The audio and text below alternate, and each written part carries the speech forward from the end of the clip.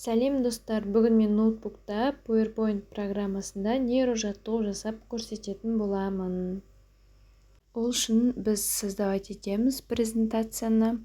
Өзіңізге ұмытпас үшін атын жазып қойсаңыз болады. Нейрожаттығу деп алдым. Енді ашамыз. Менде соңғы версиясы болғандықтан енді осылай шығады. Ескі версияларда шықпауы мүмкін. Осылай конструктор, размер файла деп, лист А4 деп, альбомный түрін таңдап, осылай размерін келтіріп аламыз. Сосын главныйда создать слайд деп, пустой слайд істеп аламыз. Енді мен бұл жерде альбомный таңдадым. Сосын оны екіге бөлуім керек. Екі түрлі жол бар. Бір жаңағы вставка фигуры деп, осындай сызықшаны таңдап, қақ ортасынан дәл бөлсеңіз болады. Бұл жерде көрсетіп тұрады. Кішкене түзу ме, түзу емес пе өзіңіз келтіріп, түзеп қойып аласыз. Сосын жаңағы түсін, талшинасын барлығын келтіретін боласыз.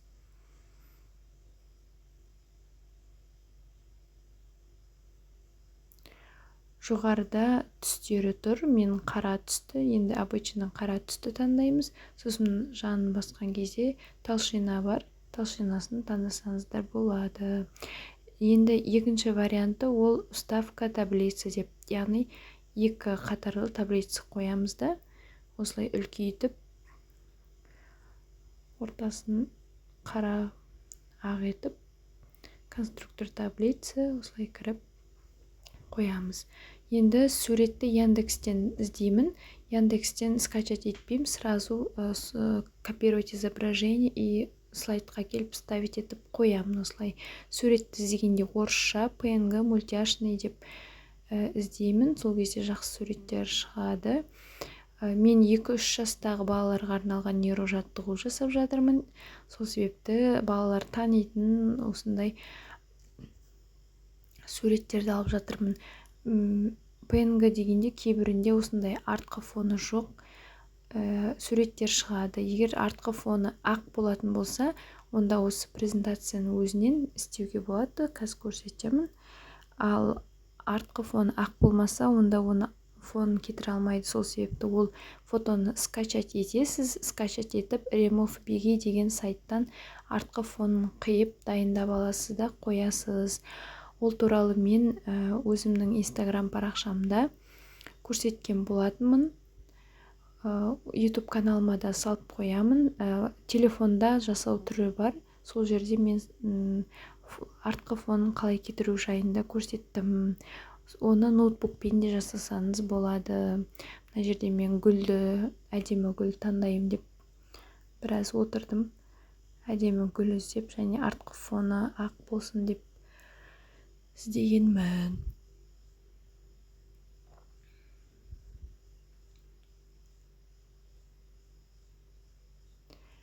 Менің YouTube каналыма ең бірінші салып жатқан видеом көрнекіліктің түрін жасау. Өзіме челлендж бастаған болатынмын. 30 күндік челлендж. 30 күн сайын, әр күн сайын бір көрнекілік түрін жасап көрсететін боламын. Телефонда және ноутбукта жасап көрсетемін осылай.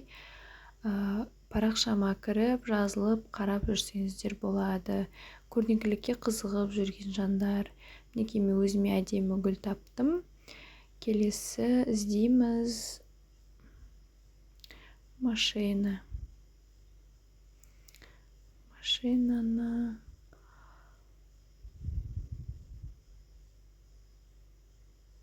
осылай копировать изображение деп сосын вставить етсеңіз осылай. Сонда бұл суреттер сіздің ноутбугыңызда сақталмайды. Бұл суреттер презентацияның өзінде тұрады.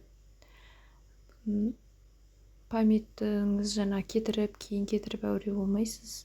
Сразу презентацияға саласыз да, солай істеп аласыз.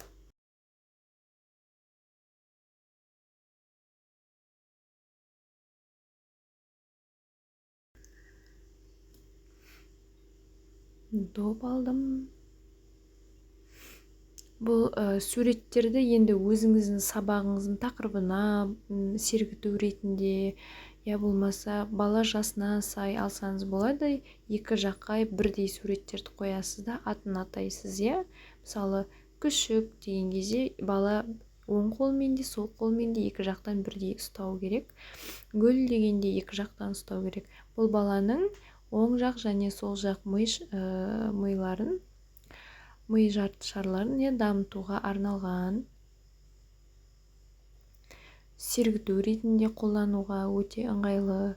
Сабақта, ашық сабақтарыңызда сергіп алайық деп осыны қолдансаңыздар болады.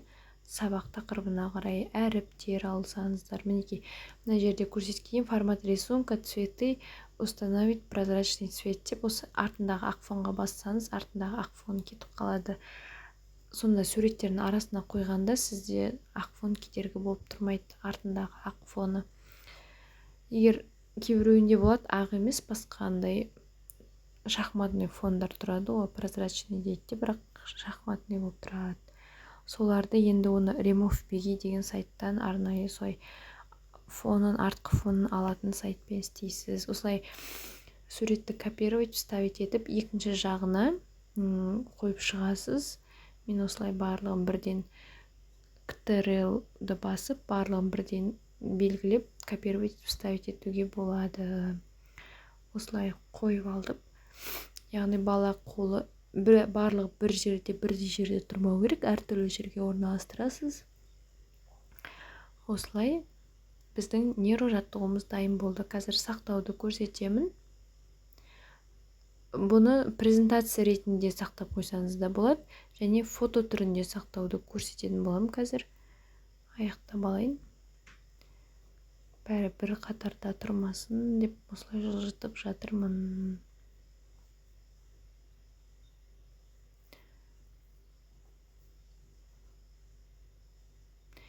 Енді файл сохранить как дейміз, рабочий стол. Сосын мына жерде презентация PowerPoint деген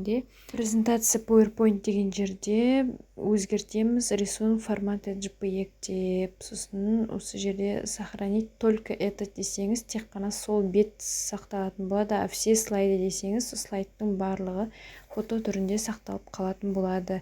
Осымен нейрожаттығуымызды жасап біттік. Сіздермен бөліскеніме қуаныштымын. Пікір қалдырып, лайк басып, арнама жазылып қойыңыздар. Бұл менің челленджімнің бірінші күні, яғни бір көрнекілік түрін жасап көрсеттім. Әлі алда 30 түрлі көрнекілік түрін жасап көрсететін боламын.